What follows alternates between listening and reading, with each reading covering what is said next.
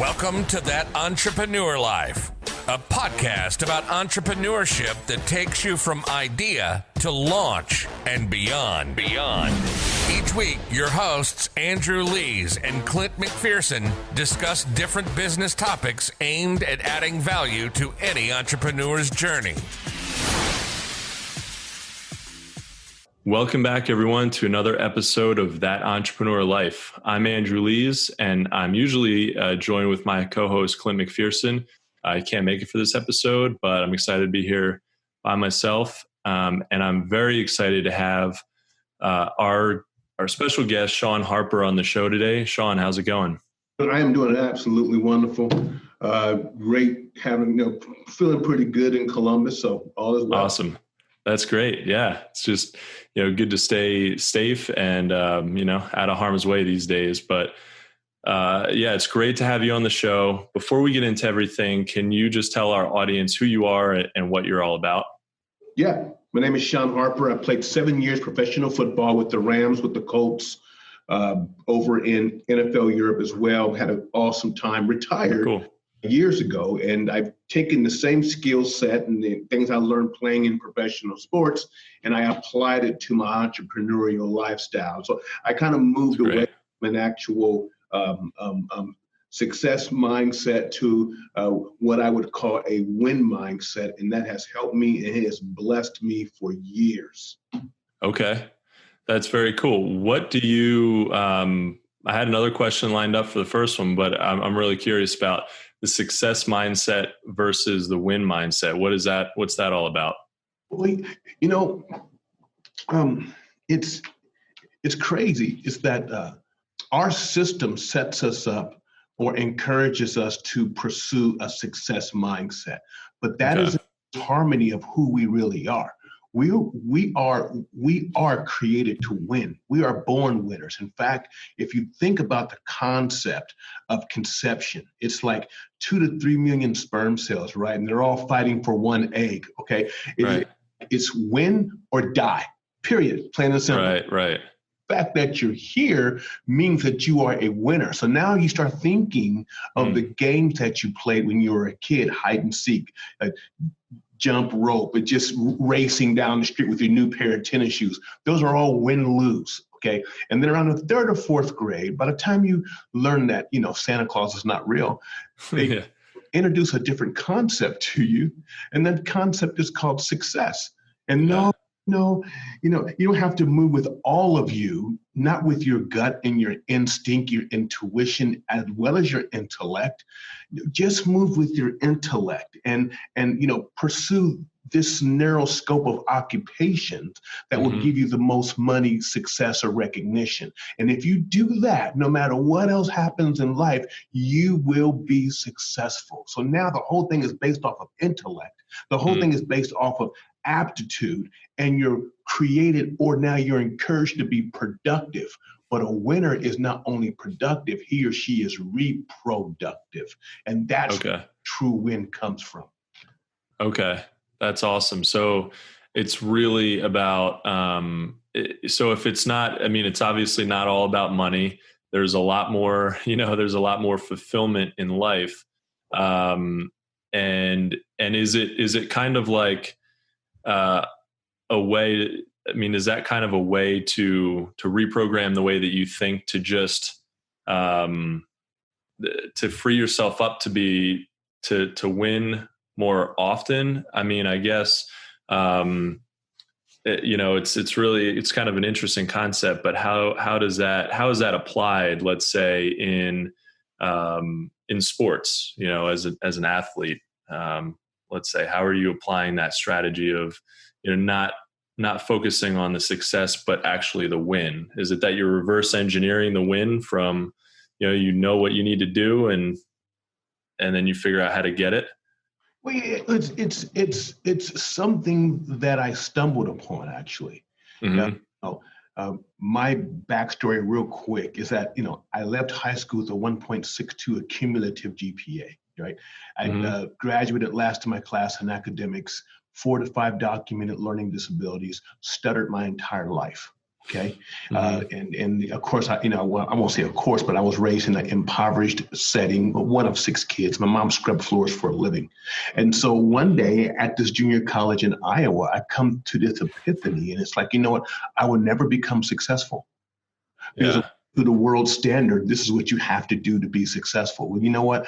I'm striking zeros in all of these categories, but I can win. So Okay. it pulls, it changes the landscape, it changes everything, it changes the world to an actual competition. Now Mm. I'm pulling from the essence of who I am. To win in life is the fullest expression of who you are mentally, spiritually, socially, emotionally, but most importantly, financially and then legacy. So now I'm moving with the essence of who I am, and I'm engaging life, win, lose. So Okay. not by section. It's about the entirety of your life and everything that's in life. Okay. Going to play to win. So, yeah. I got you. Okay. So you're kind of gamifying the system, Right. and making it meaningful for yourself instead of playing on what other people define as what is success. Go to a good college, get a good job, work a 9 to 5, retire at 65, all that stuff. It's like, you're going to tell me what the prize is. Then you're going to what the rules to get the prize. And then I'm sitting back and very few people are getting the prize. I'm like, wait, doesn't make sense. It's kind of like being an entrepreneur or a business owner. Okay. According to the SBA, over 80 to 85% of all businesses fail within the first 5 years. Okay. So it's you focusing instead of the people saying, well, wait a second, there's a problem here. There's a problem in the process. No, you're telling me to go get a loan. You got to go get a bank account. You got to get a business plan. You got to get 4 or 5 things, and then you got to market. And like, well, maybe there's something wrong with what you're teaching me. Yeah, exactly. The process is different for everybody. Yeah. So guess what? When I change the whole playing field, now everything becomes the game of life. Okay. And now what happens, which is so important, and you have to get this, is that it pulls from the essence of who I am. We talk about your win. Your win is your motive. I'm sorry. We talk about your why. Your why is your motive. But win is the essence of who you are. So everything that I approach is that I'm approaching it as a winner. Now, that deals with self-esteem, that deals with lack of confidence, because I am supposed to win this game. That makes sense. Yeah, and I wanted to ask you about your journey with football, and you have a really inspirational story. You overcame adversity to play in the NFL for 7 seasons, which is amazing. But at one point you almost gave up completely on football until you got some encouraging words from your mom, and also started to visualize your goal. And what it sounds like now is hearing you talk, it's visualizing the win maybe. What specifically did you do to start excelling at football, and how have you applied that in business? Oh, yeah. So back to your original statement. Yeah, there was a time I picked up the phone and I called my mom and said, Mom, I quit. I said, Mom, I'm done. This is going into the 2nd year. And my mom began to encourage me. And she said, son, you cannot quit. I didn't raise a quitter. See, so it's actions, it's your identity. All action comes from thoughts. All thought comes from your belief. And that's where most, self-help gurus stop. But there's one more step. Your belief is grounded in your self-concept, your identity of who you are. She said, son, you are a winner. You will always manifest who you are. Son, you are a winner. I'm like, yes, that's right. So now I need to do what winners do. So the first thing I did is that, the season was over in April, or the school year's over in April. And I came home for about 2 weeks. And then one day I loaded up everything. I jumped on a Greyhound bus and I went back to the dorm in Mason City, Iowa, by myself. One other guy in the entire dorm, 3 floors, and I practiced twice a day. Why? Because I'm now in competition. I'm now in competition with all the other offensive linemen who think that they're going to get out and get a scholarship. Only some. are available. So you go home and you eat your lasagna or your spaghetti or your pork chops or whatever you're eating, and you lay around the house all day. When you come to school, all about 500 linemen from around the country, 200, I don't know. When you guys come back to school, I got 4 months on you. I got 4 months. I'm already ahead of you. And I'm twice a day. Then I did something else that's crazy. I took 22 credit hours in one semester because I'm a graduate early. Okay, so now I got 6 extra months that like, we can sign this guy. He can be here tomorrow. Okay. And finish college. Yeah. I mean, so things like that. Now I'm taking over to the business world. So here now, to kind of cap off the latter part of your question, I'm a business person, and I am so amazed of how the entrepreneurial mindset has been organized and has been programmed on a success model. Mm-hmm. I'm like, wait a second, you're working harder, but you're not working smarter. You don't know your competition. When I played football, baby, I knew everything about the person I was going up against. We have a scouting department. Every NFL team has a scouting department. Yeah. They know everything, they know every tendency of every single coach. They know what the coach ate for breakfast last night. Study my competition to the T. I know everything about the competition. I know their bidding process. I know their numbers. Yeah. The second thing I did is that I created a distinction of what's called a differential. So here I am, is that I'm graduating a semester early. That made me stand out. What is going to make you stand out as a winner? What's your company stand out as a winner? Okay. Yeah. You different from what's going to cause that person. What is your disruptor? What is your disruptor? They're all looking for security companies. They all got the same questions and the same comments, but what's going to be your disruptor? Shawn, create disruptors, create people to pause on your site, pause on your company, okay? Stuff like that. And then the last thing I'll mention, there's more, but the last thing I mentioned was I begin to operate in the 212. And this is where I'm at right now. This is really deep stuff, is that water boils at 211 degrees. At 212 degrees, water is water at 211 degrees. At 212 degrees, water boils. Boiling water changed the world, 1 degree extra. So my coach would always say, Shawn, you only have to get this much better. And so you know what I'm doing now? I'm bringing on coaches. I'm bringing mentors that take me to the 212 to get all out of me that is in me.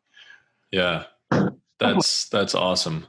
Yeah. And it's that. So actually, my wife is reading a book. It's called like Atomic Change or something. Okay.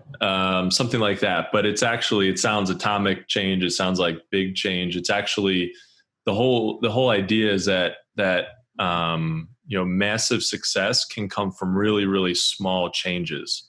And they actually mention the change in temperature from water to to steam is it's just 1 degree, and it's like everything is exactly the same.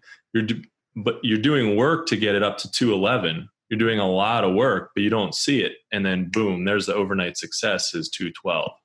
Yeah. So that makes a lot of sense. Yes. I love that. Yeah. And I mean, consistency, we talk about it a lot on the show, but consistency is the key, I think, to success, if you had to sum it up. And it's the things that we do as entrepreneurs on a daily basis. It's not sexy. There's this perception that being an entrepreneur and a business owner is yachts and big houses and swimming pools and overnight successes and all this stuff. But it's just, to really be successful, I think you just have to embrace the everyday incremental changes. So yeah, I love that. It's living your life most importantly or intentionally as a thermostat, not as a thermometer. Okay. Mm-hmm. So as a business owner, you have to strive to be able to set the tempo and external or outside circumstances to define the tempo of your company. You have to understand your niche. You have to understand what's going on. And then you have to have your winning routine.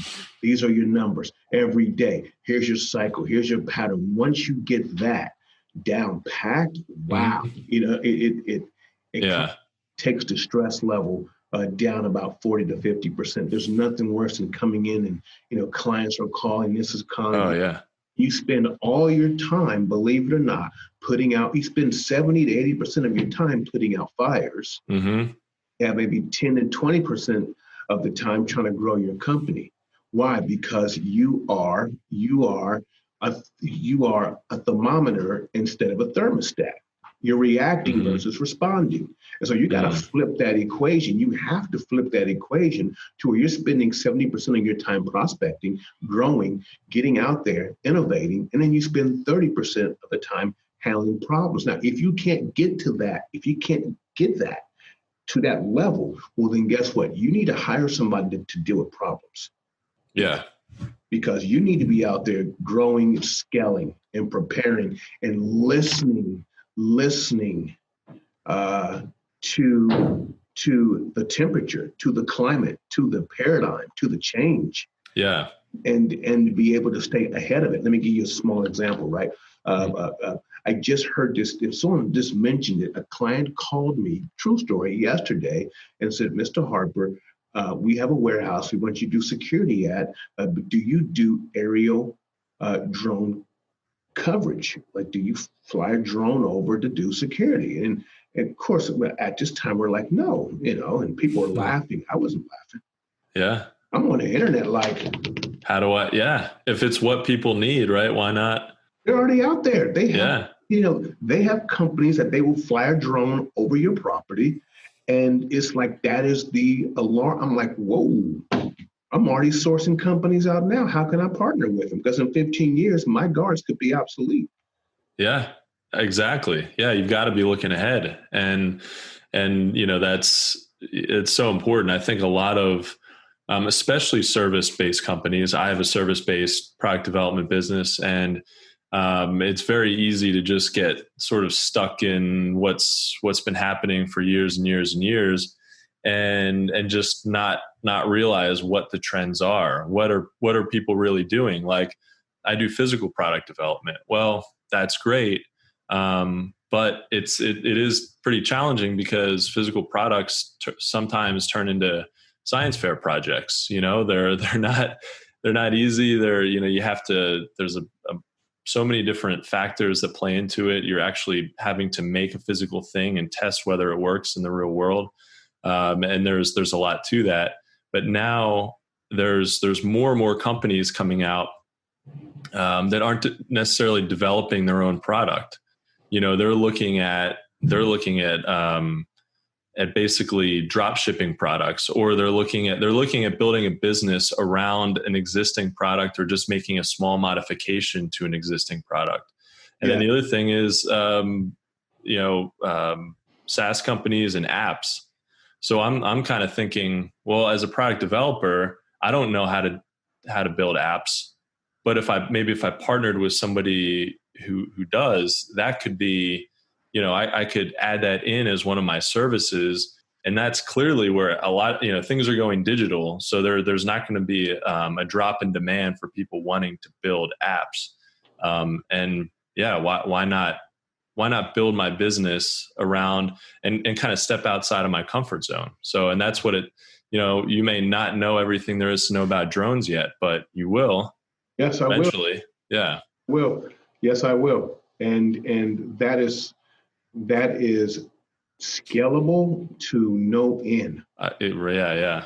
Box opens up, goes up, looks around, lands. If I see something's monitoring it, call the police. Yeah.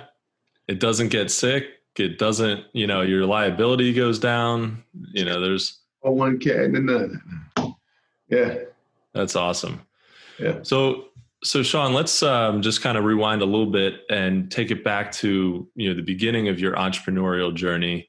When did you know that you were interested in entrepreneurship? At what point have you always had that desire to start a business, or did that kind of maybe happen sometime while you were in the NFL or after you left the NFL? I kind of fell into it. My brother owned a security firm. Okay. And things happened, and he got sick. And so he turned it over to me. So here I am now. I have this company, and actually, it was a good fit because when I played football, I played left tackle, and so I already have a natural, like the blind side. I already have a natural protective temperament or an actual protective personality, and Yeah. you know what, it fits. And so now in my mind it's like I'm the left tackle and every client's a quarterback. This is a great fit. That's awesome. Yeah. Yeah. From a branding perspective too, Yeah. it's like, that's amazing. Yeah, and one of the great blessings of being an entrepreneur, and this is why and I've been doing this for over 20 years. But one of the biggest blessings, and it's taken me this long to understand, is you have the ability to capitalize on the greatest resource. And the greatest resource out there is time. Okay. As a business owner, male or female, you have the ability to capitalize on your time. When you work at a 9 to 5, you only have so much working potential. Once 5 o'clock hits, you're done for the day. And I don't care what you think you can do in sales, it's over for the day. At the next day. And then your production is capped by hours. Entrepreneur, you wake up 3, 4 o'clock in the morning and you're grinding. So you have 24 hours to kind of capitalize on that, or vice versa. You can get up, like I can get up right now once I finish with you, and I can go to the golf course. Yeah. Time. Yep. Yeah. Having that flexibility is so key, because you can, I definitely work more now as a business owner than I did when I worked for a product development company. I worked hard for them, but I work much harder for myself. I think that's just kind of, that's just what happens. And I think a lot of people have said, oh man, I work from home. I have a home office, which is also amazing. My commute is 10 steps from the other room. And yeah, a lot of people have said, when I tell them that I work from home, they say, "Oh man, I couldn't do that. I would end up watching TV all day." And I just say, you wouldn't do that if the next time you got paid, it depended on you not watching TV all day. Right. Because you'll figure that out pretty quick when you make no money one month and you're like, all right, I guess I actually have to do something. Yeah. So yeah. Definitely. Yep. Awesome. Well, yeah, let's see. So, Shawn, I know you understand that on the journey to victory, obstacles will rise and resistance occurs. As entrepreneurs, it's important to trust the process and to use, in your own words, a setback is just a setup for comeback. With that said, want to talk about how sports can teach us and what sports can teach us about entrepreneurship and business to give us that winning edge? Wow. First of all, as I mentioned earlier, is that you turn the whole thing into a game. If life is a game, you play to win. So now it changes your actual mindset. You begin to like MacGyver life, right? Things and just certain opportunities. But with having an actual win mindset, the first thing, or the first or second thing that you begin to look for is a team. And this is where a lot of entrepreneurs, this is where we miss it, and I've missed it for years, is that you have to have a team. Every great success comes from a team. And it's funny, our culture, we don't really talk about that. In the educational world, they don't talk about it until it's time for you to go for your master's degree. And a lot of what you learn when you're going for your master's degree is collaboration, people working together. Everybody's working together for one project, and you'll follow each other for sometimes next year and a half, 2 years, same person, same team, teaching you the value of team. So when you look at a guy like Bill, you're like, oh, Bill Gates is awesome. But Bill Gates had a few teammates. One teammate just died, I don't know, not too long ago. His name was Paul Allen. You think of music, Mick Jagger. Oh, Mick Jagger's so great. But who is Keith Richards? He's right to him. But no one talks about the team. Yeah. So, Warren Buffett, who is his teammate, Charlie? Charlie's just sitting next to him for the last 40 plus years. They don't talk about Charlie. Yeah. I guarantee you Warren wouldn't be where he is if it not weren't for Charlie. So collaboration and mastermind and building teams is so important. Mm-hmm. And that is one of the things that I've been doing recently to push me, as I mentioned earlier, into the 212, is that I am building teams. Yeah. Every area of my life, I'm going to have a teammate and I'm going to have a coach in every part of my life. Yeah. I love that. And I definitely agree that we as entrepreneurs can easily miss the team part of it, because there's a thought it is nice that you can get into you can start a business by yourself. Well, you still need, there's always other resources that you're always going to pull from, but you can do most of the work yourself. You can get going, you can start to build business. And that's fine sometimes to start, at least to see, hey, do I have a good idea or not? But once you start to get traction, and once your day starts to be, filled with too much more work than you can handle, at the very least, you need to start looking at, okay, how can I outsource tasks and build a team? And I think it really, without a team, it becomes lonely. It's a lonely pursuit if it's just, you sitting at a desk so I think it's, I think sometimes, I know one thing that I have struggled with over the last couple of years is, I want to make sure that my bottom line is that I've had this mentality that if I can do it, I should do it. And then my bottom line will be, I'll have more money in the bank, right? Because I'm not having to outsource any part of it.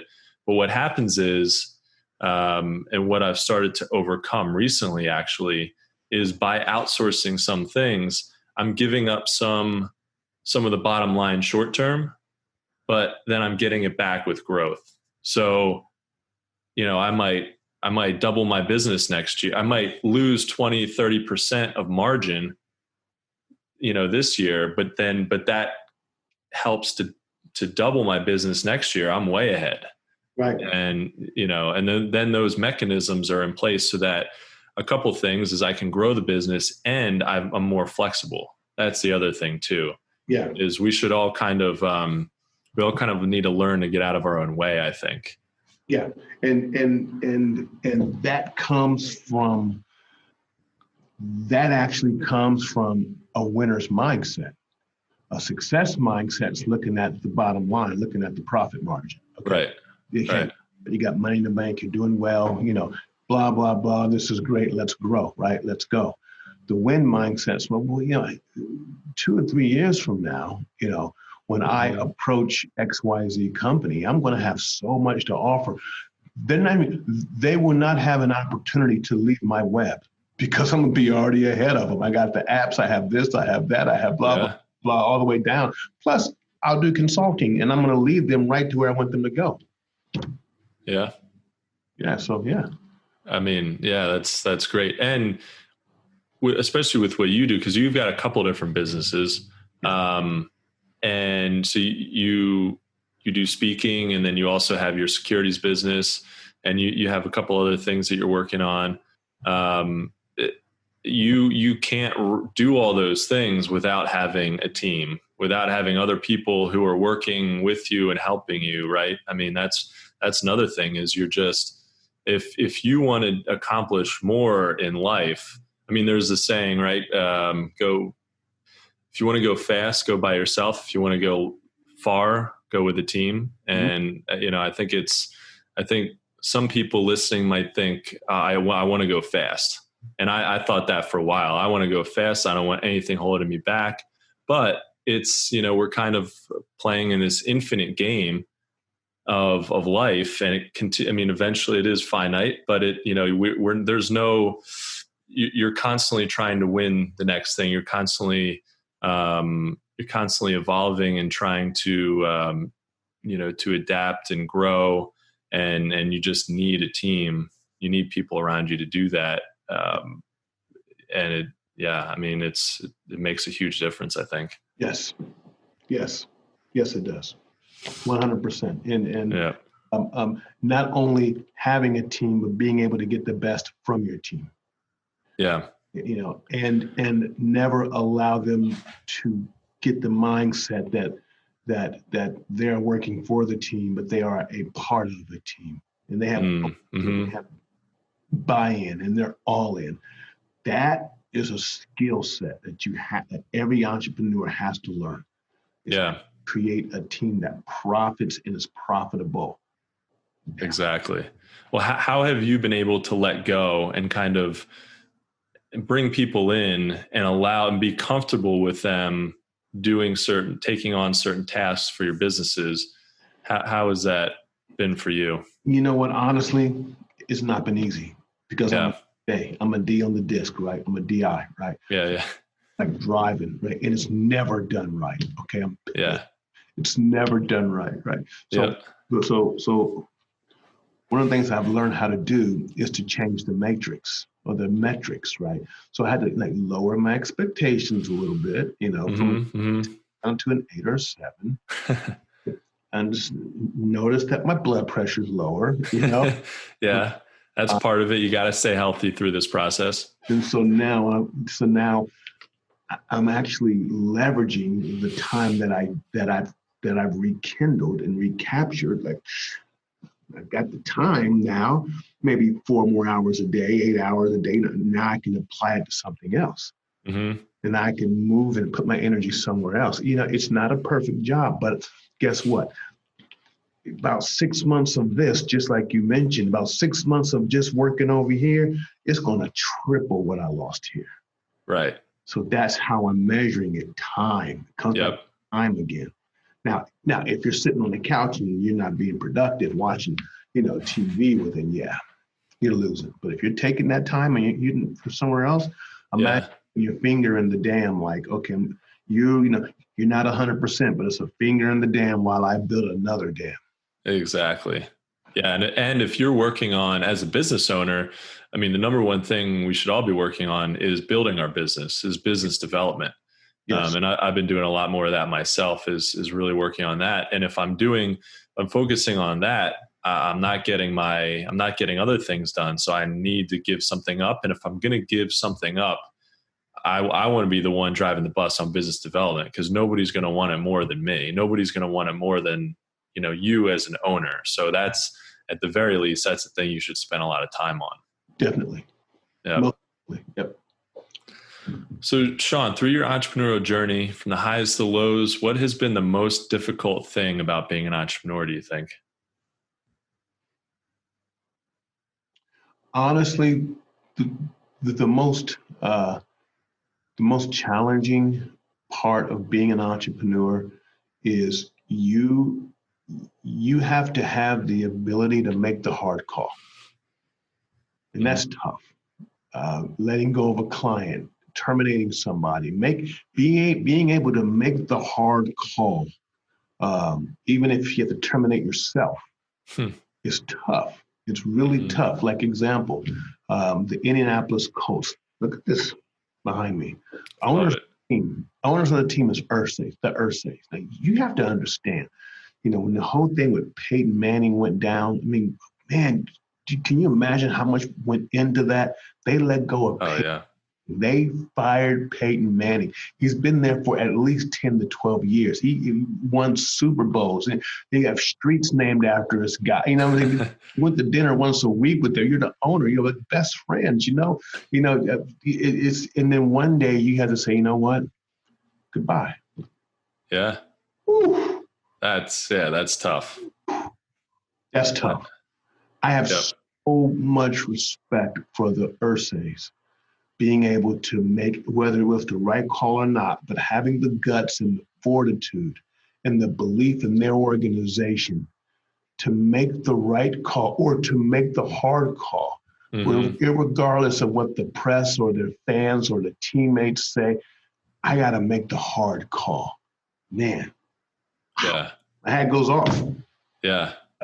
I mean, that's tough. Yeah. At the highest level with a lot of eyeballs on you. I mean, I agree. I think the buck stops with you. And you realize if you don't make those calls, nobody else will. Right. And at the end of the day, in order to save somebody's, job, you might be hurting a lot of other people's jobs. Like if you're running a business Right. and you're trying to accommodate everybody, and maybe like you're really trying, you're going out of your way to accommodate everybody. That's fine to an extent, but you have to realize where the line is, and what you can do is tank your company by trying to help everybody. You can end up hurting everybody. You can end up having no job instead of just saying, you know what, there's a couple people that just aren't a good fit. They'll be a great fit somewhere else maybe, but not here. And we need this company to grow. And instead of trying to make that work and all of a sudden having jobs for nobody, right. You've got to make sure that you're protecting the people who do fit in the organization. That's right. That's right. That you are the watchdog. You're the sentinel. You're the guardian. Mm-hmm. Okay. And sometimes you have to make unpopular decisions. And, but I would much rather have someone respect me than like me. Yeah. That's a great point. Yeah. Great point. Well, Shawn, it's been awesome. I definitely feel like we could talk for a while about all kinds of different things from sports to entrepreneurship, and we'll have to have you back on, especially when Clint can be on. And I'm sure he'll have some questions for you too. But as we just got one more question as we wrap up the episode. No problem. What is one piece of advice that you could give our audience that could help them on their entrepreneurial journey? Yeah. So one bit of advice would be monitor, look to create and monitor your teams. Okay. Have the best of the best on your teams, or choosing the best of the best. And then a bonus on that would be look for a mentor. A good mentor is a tormentor. Look for one, and never until you've reached his or her level, and then you look for someone else. Okay. I love that. How do you find, what would be your suggestion about how to go about finding a good mentor? Is it kind of an organic thing, or are there ways that you've found that have worked to reach, do you reach out to somebody and say, hey, you're kind of where I want to be in 10 years. I'd love to learn from you. How does that? So for me, I can only speak for myself. It's, hey, will you be my mentor? Yeah. It's a little, it's a little tough. I think a lot of people would be uncomfortable asking, and even if they asked, it would just be an awkward thing. Yeah. Two strategies that I've used. One is that I get in their circle. If they're out, somewhere, well then yes, I'll be here, there as well. Make an introduction, stay on these frails, fringes, then wait for the invite to come a little closer. If not, I'm watching and I'm learning everything about them, and I'm just taking crumbs off the table. Well, man, that was a great tip. That's a great pointer, which leads to my second one, which is the most popular, is that you don't have to have a mentor in your face 24/7. Like there are people that I know more about than they would like for me to know. Like, then there are people that I've studied that are no longer here. Like Sir Winston Churchill. I know everything about Churchill. I mean, it's like he's dead now, but he was a mentor to me. Okay? Yeah. Okay. Yeah. And that's actually what I was going to ask is, can you use somebody, would you suggest using, having a mentor that doesn't even know you? Yeah. Start there. Yeah. Find somebody that you kind of, and then begin to not only learn what they're teaching, understand their methodology, but then begin to dig a little bit deeper into who you are. and to understand not only what they do, but why they do it. Mm-hmm. Yeah, like Kobe Bryant and Michael Jordan. Yeah. Oh, based off of the moves I've seen Kobe do, he emulated Michael Jordan to a T. Now, he knew Michael Jordan, but trust me, he pulled every film, every dribble, even the hand gestures, everything. Yeah. Yeah, he copied it. Sure.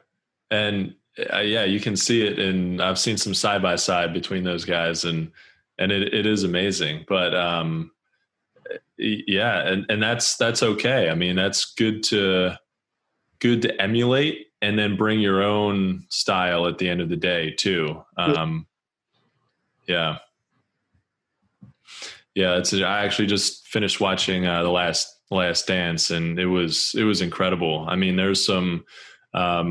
It's cool what you can learn from people, and maybe you don't agree with the way that somebody went about everything that they did, but you can take bits and pieces of like, oh, I really like how he approached this or that. Like, you might be a little bit more laid back, a little more Scottie Pippen than MJ, but you might really love the fierceness, the tenacity of MJ, and how he went about practicing and making sure that there's nobody who was going to outwork him. Yeah. And that's something, I mean, to your point before about how you gained an advantage you had an unfair advantage on other guys in college and football, is because you just outworked them. And when they weren't working, you were, and that's something you can do. You can take to business for sure. Yeah, definitely. Awesome. Well, guys, I think that's a wrap for this episode. For myself, Andrew, and Shawn, I want to thank you for taking the time out of your day to join us and adding value to what we do on our podcast. Thank you. Definitely. Thank you so much for listening to That Entrepreneur Life. To learn more about what Shawn's working on, check out shawnharper.org. If you like what you heard today, make sure to subscribe to our podcast on iTunes or any other major podcast directory. You can also find us on all the socials and on our website at thatentrepreneurlife.com. With that said, we also want to quickly give a special shout out to our friends and family, to include all of our listeners, followers, and subscribers. If you find any value in our show, please consider making a donation. Even just a few dollars helps us keep things moving and bring value to your entrepreneurial journey. Thanks for continuing to support what we do as entrepreneurs, and don't forget to join us next week for another episode of That Entrepreneur Life. Thanks for listening to That Entrepreneur Life podcast. Be sure to visit thatentrepreneurlife.com to join the conversation, access our show notes, and discover our fantastic bonus content. Don't forget to join us next week for another episode as we continue to add value. Until next time.